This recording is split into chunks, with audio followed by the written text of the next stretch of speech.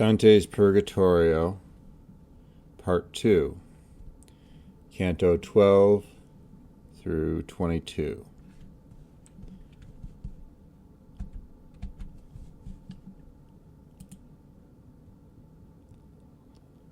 So we're going to be looking at the Purgatory from level 1, Pride, up through, right near the gate of Purgatory, up through level 6, which is Gluttony.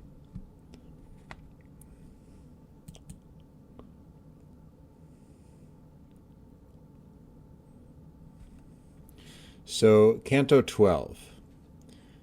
Pride cometh before a fall, and the purgation of pride. On the ground beneath their feet, Virgil and Dante gaze at a series of powerful images of pride being brought low in classical and biblical tradition. They reach the path up from the terrace of pride, and an angel lets them pass, brushing its wings against Dante's face. After this encounter, Dante discovers that his body is much less weary, and he's able to ascend the mountain easier. And Virgil points out that one of the 7 P's that is on Dante's forehead, it was carved into his forehead by the angel at the gate to Purgatory, has been removed from his forehead as he has been cleansed of the sin of pride. So the images of pride that he sees on this level are first Satan, who was pride caused him to rebel against God. Nimrod, who's mentioned in the Old Testament, who was the leader that helped build the Tower of Babel. The Tower of Babel was a building that reached up into heaven, and it was an attempt by men to try to get to heaven on their own without God. King Saul was another example of pride, who was the first king of Israel who was too proud to follow God's instructions that were given to him through his prophets. Instead, he thought he knew better and did his own thing. Another example of pride is King Rehoboam, who was the successor to King Solomon in Israel. He was the king of Judah, whose pride caused 10 of the 12 tribes of Israel to rebel against the king of Israel and set up a separate kingdom. And then from the non-biblical tradition, Arachne. So Arachne is a character in Greek mythology who challenged a goddess to a weaving contest, and she won. And as her reward or punishment, she was changed into a spider.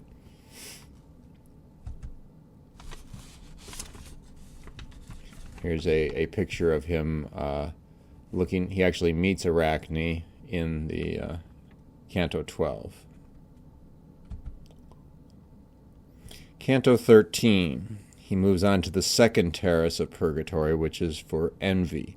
So each of the terraces of Purgatory is intended to cleanse him of one of these sins. And so now he's on the second level, which is to cleanse envy. On the second terrace, envy is purged. And again, they're purging these sins in order to prepare themselves. The people that are in Purgatory are preparing themselves to enter the presence of God in heaven. But they cannot enter the presence of God until their sins, the remaining sin that's in their life, has been purged or purified out of it. If they were to meet God while they still had this sin, they would not be able to take it. And so while they are suffering to purify their sins, it's a happy sort of suffering because they know that they need this suffering, they need this purification in order to be able to see God, which is their ultimate goal. That's what happens after they get past the top of the mountain.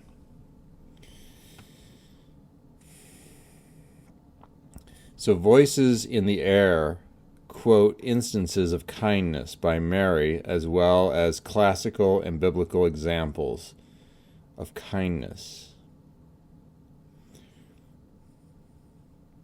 The envious in life, consumed by rivalry and malice towards other people, are grouped together wearing sackcloths, and their eyelids are sewn shut.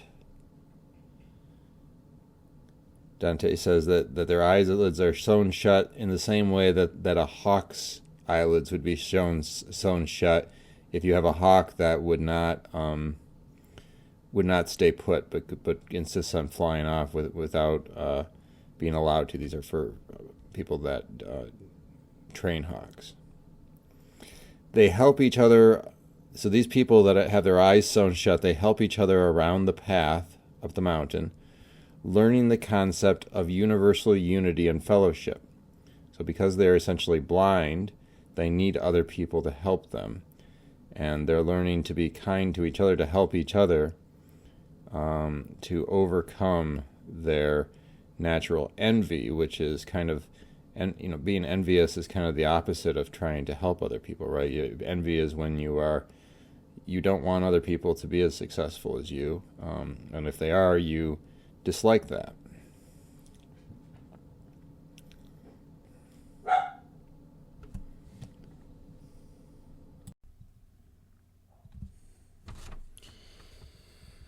So Dante talks to a woman named Sapia, who once gloated when she saw her townsfolk and nephews defeated in a battle. So her story is that she was watching the battle that her townfolk were engaged in, and for some reason she opposed them. She wanted them to lose, probably because she was envious of them and wanted to see their downfall.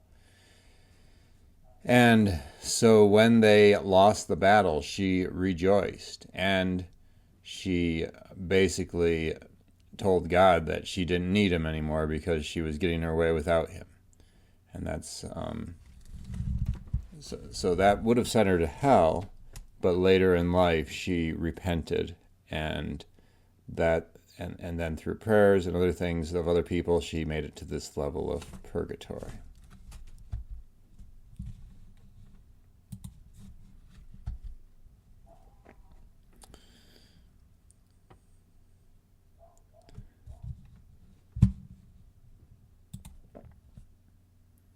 Canto 14, Guido del Luca of Romagna and Biblical Examples of Envy. So Guido del Duca, a nobleman from Romagna, is keen to talk to Dante. Dante is embarrassed to admit where he is from to Guido, and Guido realizes that he is from Tuscany, which is where Florence is. And he launches into so he was one of the people that had opposed the people in that part of the country, and he launches into a stinging tirade against the citizens along the banks of the river Arno, including the city of Florence. Guido follows this up with an equally emotional rant against Romagna, his own country. Moving on, Dante and Virgil hear a classical and biblical example of the envious brought low. So the biblical example of envy is a voice they hear that says, "Everyone who findeth me will slay me." Who is that? It's Cain, who was envious of his brother and so murdered him. And the second biblical example is Aglaurus. This is not a very well-known story, but Mercury was, this is from mythology, Mercury was in love with Aglaurus' sister. And Aglaurus, being envious of that fact, would not let him into the house, but wanted to keep him outside the house with her. And so Mercury turned her into stone.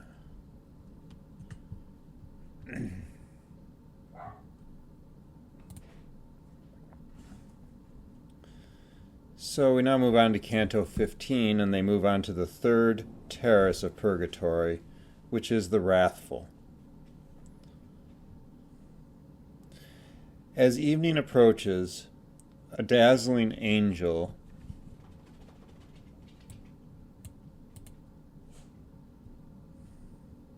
appears and permits Dante passage to the next stairway, removing another P from his brow. So he's got these 7 P's on his forehead that represent the 7 levels of purgatory he needs to be purged of, the seven sins he's going to be purged of. And each time he goes to a new level, he gets a P removed from his forehead. Thinking about the envious, where at the level he was just on, Dante asks Virgil about love.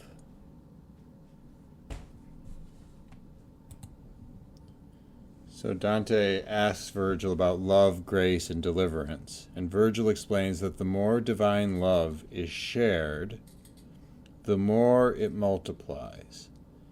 And this is a principle that underpins everything that Dante will learn in paradise. They reach the third terrace for the wrathful.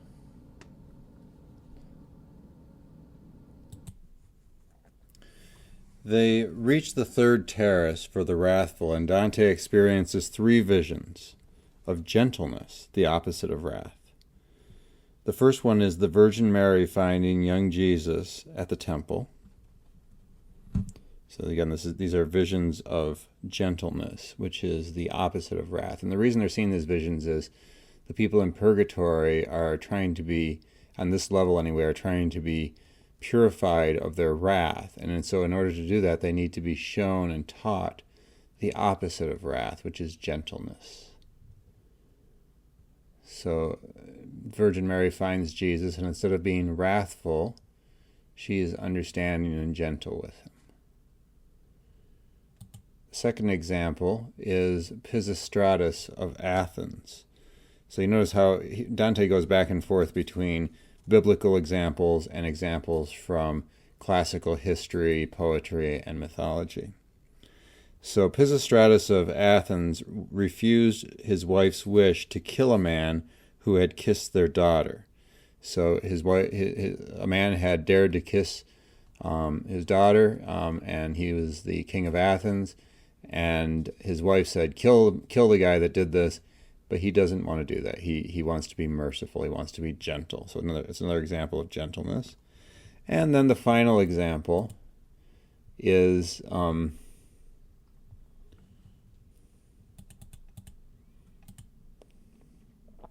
Saint Stephen being stoned, calmly accepting his fate as the first Christian martyr as he is stoned to death. Right. So he could have become wrathful at that point and angry and yelled and screamed at them and tried to attack them, but instead he accepts his fate in gentleness in the same way that Jesus did when he dies on the cross. As the 2 travelers hurry on, black smoke appears and envelops them. Canto 16. And they're still on the level of wrath here. So Dante holds on to Virgil, and the 2 of them make their way through the pitch blackness of the smoke. They encounter a penitent, somebody who's doing penance for his sins, called Marco Lombardo. And in conversation, Marco alludes to the grim state of the world, all the corruption in the church and the empire. One of Dante's favorite themes throughout the book. Dante, struck by the harsh words of Guido and Marco about contemporary Italy, about the Italy of his time, asks why this is the case and whether it is because of the will of heaven. In other words, did God will that the church should be corrupted and the empire falling apart? Marco says it is not God's will. God has given everyone the means to come to grace, but he has also granted them free will. Since people tend towards folly, they need to be shepherded to God by the 2 sons.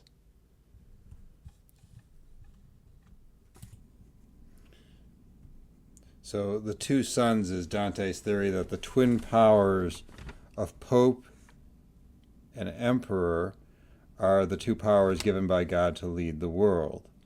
The papacy and the empire are meant to work together to provide spiritual and earthly guidance for the people. But this has gotten badly out of kilter. The emperors are failing to fulfill their obligations to Italy. Most of the time they're in Germany, and Italy is in the middle of a civil war. And the popes have seized earthly power and become kings and princes in their own right, and are busy engaging in wars like kings do, and not in concentrating on their spiritual duties. And this has had disastrous consequences. So just so you know, too, the two suns theory that Dante presents here is in contrast to the sun and moon theory that was prevalent in medieval times, where the Pope represents the sun and the moon is a representative of the emperor. And the idea is that these are both bodies that are, both the Pope and the emperor are given their power by God, but one of them is superior and one of them is inferior, the moon being inferior, the emperor being inferior. And the lesser one, the emperor or the moon, is totally dependent on the greater one, which is the Pope. So the Pope would be over the emperor politically. Dante here has Marco Lombardo in Purgatorio instead explain it as the two suns theory, where they're almost like two equal powers that are given by God to guide the world in unity towards his kingdom. So the travelers reach the far end of the black smoke, and Marco turns back.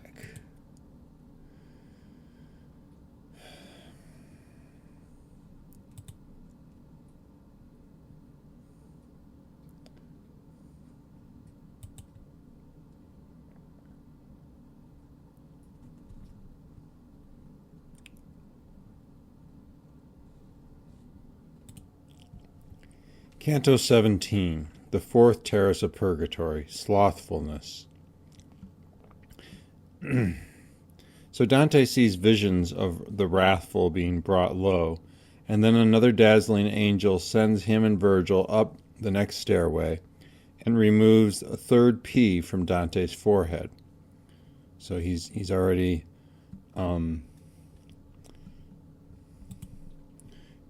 made it through the first three levels of Purgatory. So the three P's that he had removed were for pride, envy, and wrath. And now he's on the fourth level for sloth.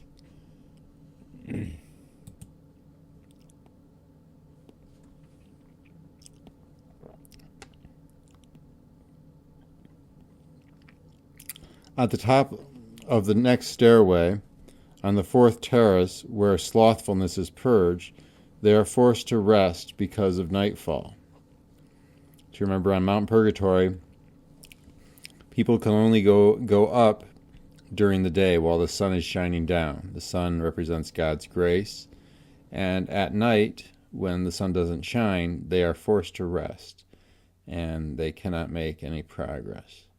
So it's not a lot different than our life here on earth in a lot of ways. And in fact, Purgatory is the only one of the places, when you think about hell, purgatory, and heaven, it's the only place that actually is put on the surface of the earth. Hell is below the earth, heaven is above the earth, purgatory is a mountain on the earth in the book.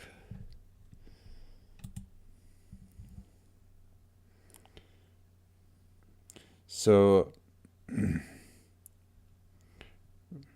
slothfulness is basically laziness, right? It's not being people that are not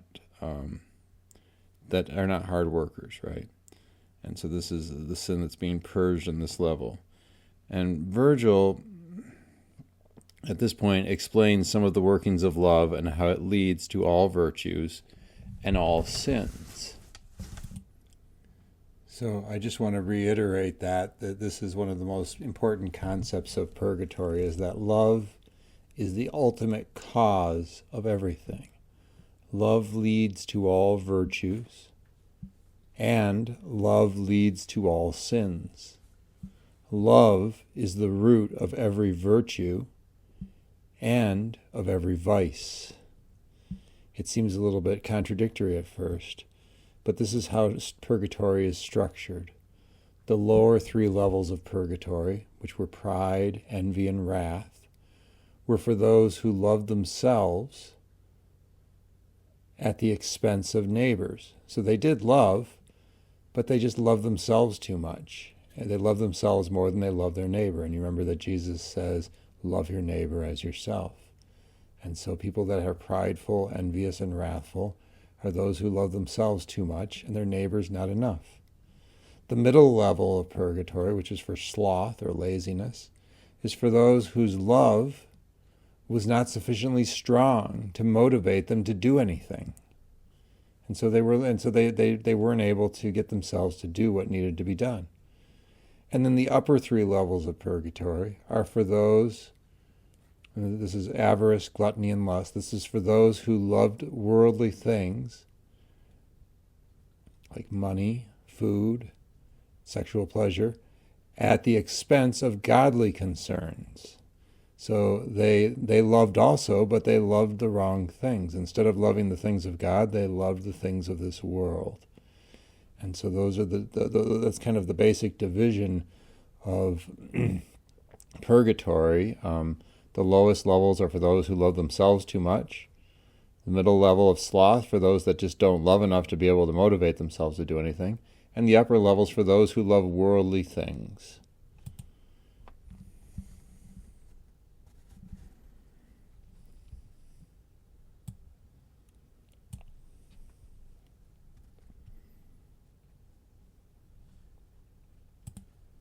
So in Canto 18, it talks about the nature of love and examples of slothfulness. So Virgil explains some of the workings of love to Dante. Humans naturally love, but the gift of free will means that they can direct this love as they choose, and they must ensure that they love properly and appropriately. This is as much as Virgil's reason can tell Dante. In other words, Virgil doesn't totally understand this himself. The rest concerns faith and grace, and so Dante must wait for Beatrice to explain it to him. Some of the slothful penitents hurry past through the darkness, gripped with zeal. They're almost like in a race, and Dante hears examples of both zeal and those brought low by slothfulness, and then he falls asleep.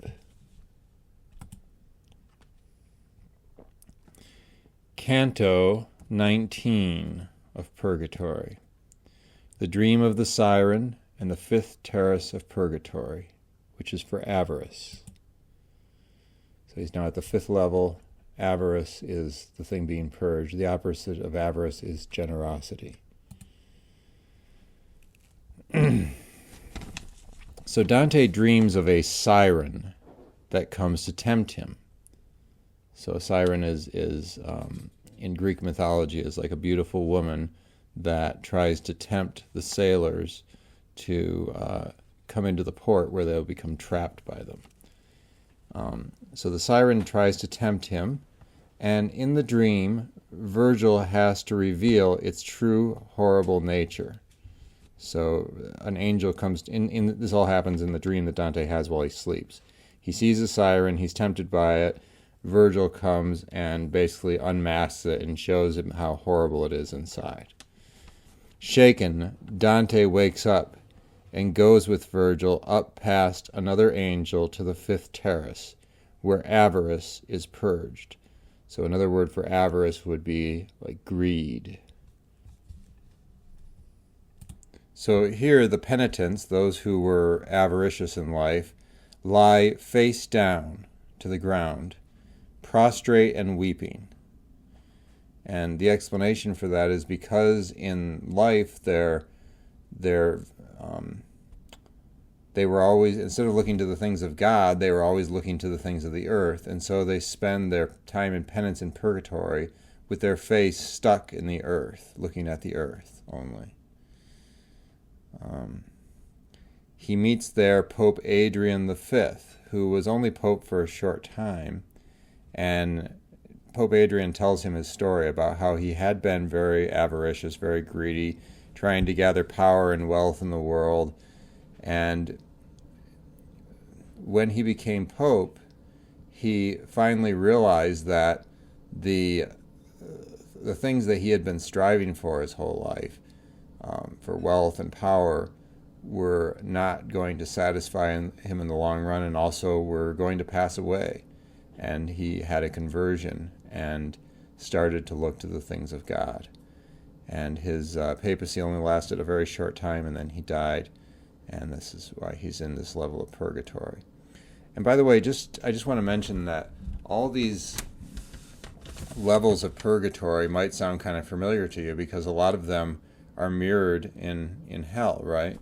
There's a place in hell for the wrathful, for instance, and the slothful, and people who are avaricious. You might remember the people in the avaricious in hell who were pushing boulders up a hill and then had to push back down, and they had to keep doing that over and over again, right? So why is it that the same sins are being punished and then as we go on, there's also a place in hell for the gluttonous and the lustful. So why is it that the same sins are punished both in purgatory and in hell? Well, the answer is that it's just a difference of whether or not, the difference between these people is whether or not they repented, right, during their lifetime. During the time that we have to repent and to reconcile ourselves with God is only during this life. You can't do it after this life is over with. And so if you die in a state of mortal sin without having gone to confession, then you go to hell. And the same person who repents before they die and confesses their sins and is forgiven then can go to purgatory and be purged of those sins and then go to heaven. So and all that comes down really to the fact that Jesus Christ died on the cross to allow us the opportunity to be forgiven for our sins, but because without that eternal sacrifice, we cannot be forgiven.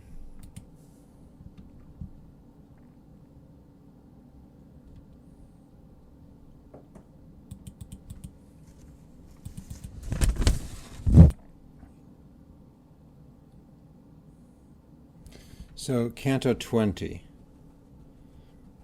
Night and day on the terrace of avarice, and the great earthquake. So during the daytime, the spirits here quote examples of generosity, the opposite of avarice or greed.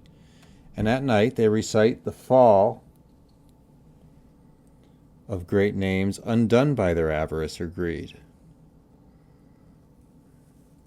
Dante learns this from a spirit who turns out to be XI-XXII, the founder of the French royal line. XI-XXII is disgusted by the evils of his descendants, the French kings, who are enemies of both the papacy and the empire. So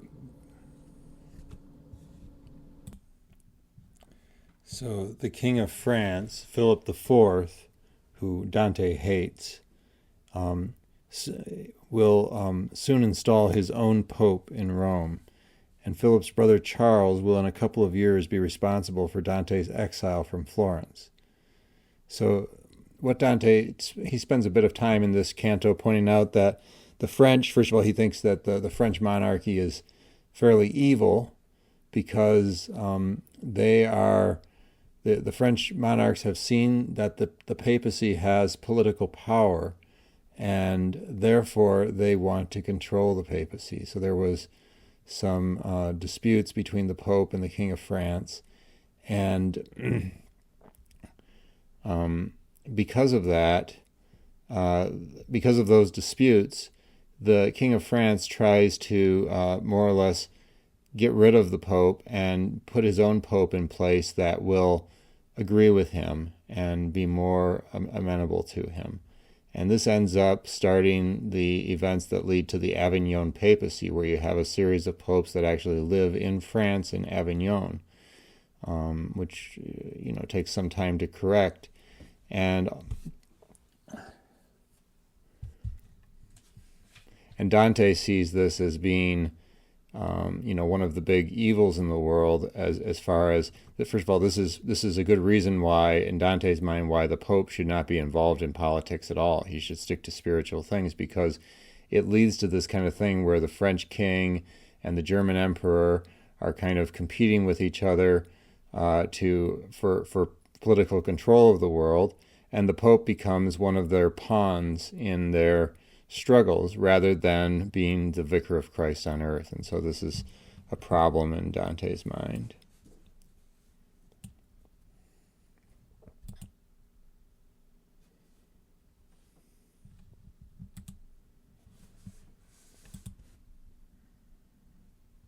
So at this point, the mountain shakes violently, and a cry of rejoicing goes up, filling Dante with wonder and curiosity. And we move on to Canto 21, the poet Statius. Dante and Virgil are now joined on the road by Statius, a Roman poet. He has just completed his penance, and he has drawn his desires into alignment with his fundamental will to be reunited with God. So he's been purified of his sins, and he's ready to leave purgatory and go to heaven. Every soul that attains perfection and is ready to enter paradise is a cause for cosmic celebration. So Statius's redemption is what caused the mountain to tremble. It caused the earthquake. And at the end of the previous canto, Statius happens to talk about how inspired. So every time a soul is completely purged of its sins and is ready for heaven, then purgatory has completed its task with that person, and the celebration is basically an earthquake that shakes the mountain. And when the other people in purgatory hear that, they all rejoice. And again, you notice the difference between hell and heaven. In hell, everyone is divided against each other and hates each other. They're envious of each other and they suspect each other. In purgatory, the souls support each other and they are happy for each other. And so when one of them is freed from purgatory and is going to heaven, they all rejoice rather than being envious. So Statius at this point tells a little bit about his own story. He was a poet in ancient Rome who, at the time when Rome was still mostly pagan, but it was after the time of Christ, and he was inspired by Virgil in his writing. And he is delighted to discover that he is actually talking to Virgil himself. And then we go on to Canto 22, the story of Statius's 1,000 years in purgatory. So Statius says that he was on the fifth terrace not because he was avaricious, but because of the opposite vice, prodigality. In other words, he spent his money too freely. He was not careful with his spending, because opposites are punished on the same tier as each other.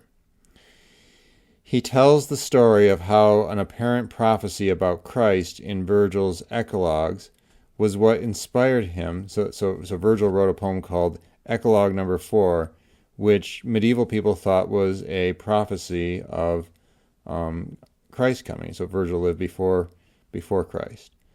And reading this inspired Statius to investigate Christianity. And eventually he became a Christian. However, he outwardly continued to pretend to be a pagan and was only a Christian secretly. So he spent a long time on the terrace of slothfulness. The three poets at this point reach the sixth terrace, which punishes gluttony.